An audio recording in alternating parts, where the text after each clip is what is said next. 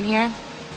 Keeping clothes tightly pressed and folded is a necessity, given the limited storage space. And the officers keep sailors on their toes. There's a list that they give you, and when they do inspection, they have to make sure that you don't have anything you're not supposed to have in your locker. And they do it by surprise. They don't tell you, so it's always a surprise when you have it. Living in cramped quarters isn't the only unique life experience on the Reagan. The use of cash is strictly prohibited. Before shipping out, sailors buy points that are registered to an ATM-like card. But there are also familiar aspects to life. People need haircuts, the Reagan has barbershops. People have faith, the Reagan has 3 chapels. If you have some errands, there are 2 onboard convenience stores. If you want to burn some calories or buff up, there's a gym.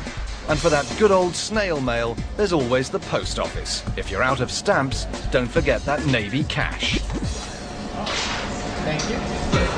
The Reagan is constantly abuzz with the activity of off-duty sailors living out their regular daily routines. But supporting the regular routines of so many people is a huge undertaking. Just take the laundry, for instance. Most of the people on board work 12 hours a day, 7 days a week. When the Reagan's operating with a full crew of 6,000, that makes for a boatload of sweaty uniforms. Add to that the 28,000 bed sheets and the 14,000 pillowcases, and you wind up with one humongous load of laundry coming down every day.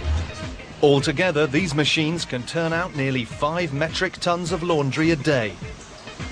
But only the bigwigs' clothes make it to the ironing boards.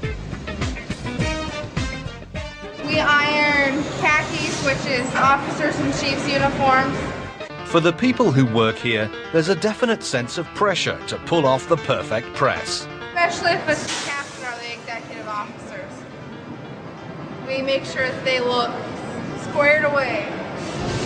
They don't look right. We're all embarrassed. It may get hot down here, and the people on duty may have to endure their shipmates' dirty socks, but laundry service is closed on Sundays, meaning these people only have to work 6 days a week. That's easy living on the Reagan. For the people who live on an aircraft carrier, one of the very few guilty pleasures is a good meal. Is there any more steak? Trammell Hoover is the galley captain, meaning he's in charge of all of the Reagan's kitchens. Food is the #1 morale on board. I mean, when you guys are flying the planes and they might have a bad day and different things like that, they know they can come down here and get 100% quality, 100% service. On the Reagan, operating at 100% means having an open kitchen door policy. We're running 23 hours a day. About 23 hours a day now. We're one of the only ships that are actually doing that now. Constant feed. We only shut down maybe 1 hour for cleaning. This ship has a total of 11 different rooms for storing food. 7 are for dry storage, meaning no refrigeration, and the others are for cold storage. Down here, if nobody's looking, there are some definite benefits. Altogether, the Reagan has the capacity to store enough food to keep 6,000 sailors happily fed for up to 3 months.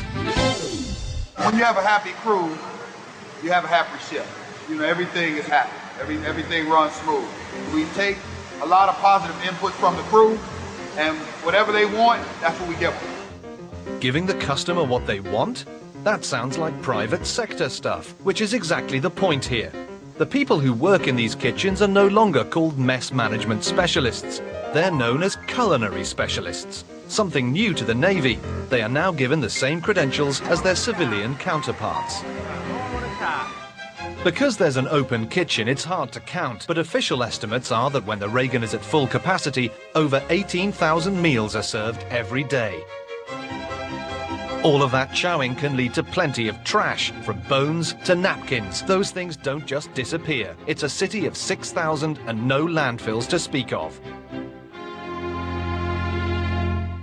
Patrick Maynard runs one of 5 solid waste plants, and he says when it comes to trash, the Reagan's crew keeps it coming.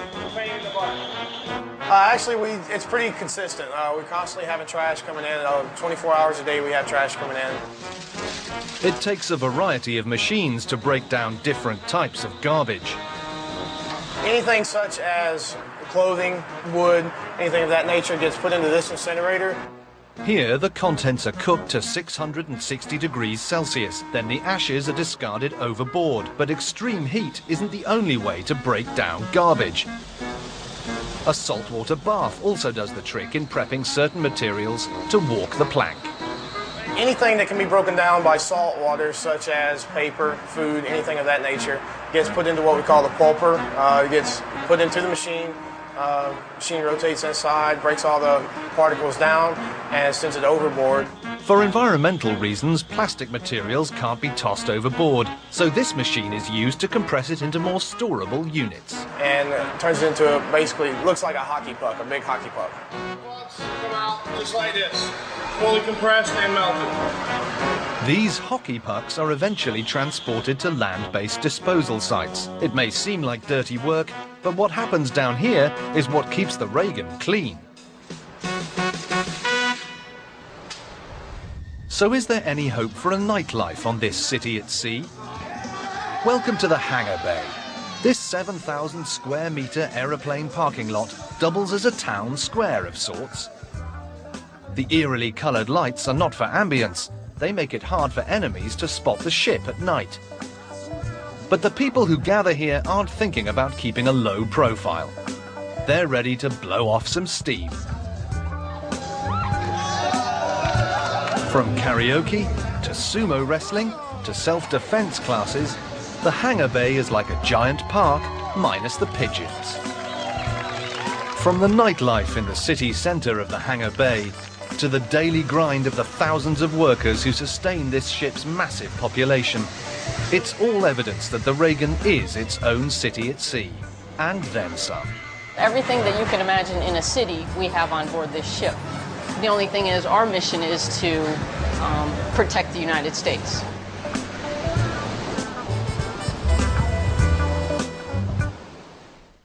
Things are about to get interesting on the flight deck of the USS Ronald Reagan.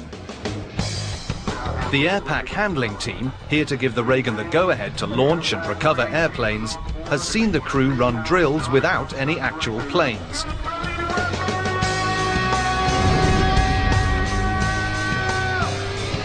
Now playtime is over.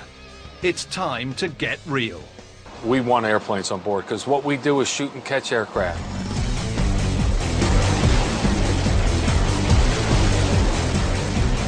It's time for flight operations, better known as flight ops.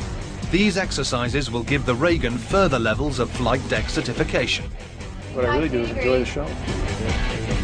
Even the ship's commanding officer is on the edge of his seat, or should we say throne, for this performance. The air boss up in primary flight control will have the task of trying to keep what we call the pattern full of airplanes so that they can come around and get as many landings as they can. We'll land them, taxi them up to the catapult, launch them again, and we'll have 4 to 6 airplanes circling around in the landing configuration, coming around to land, and we'll be doing that all day long.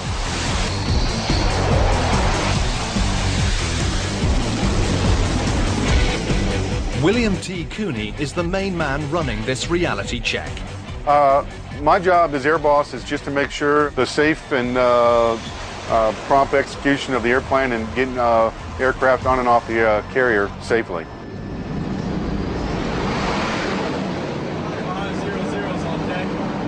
Cooney's right-hand man is Thomas Quinn. The air officer or the air boss is in charge. I'm his #1 assistant, the assistant air officer. They call me the mini boss. So I'm really looking at Cats 1 and 2. The air bosses take care of Cats 3 and 4 and the landings. Cats are the Navy's term for catapults. So the boss and I, our heads are on a swivel.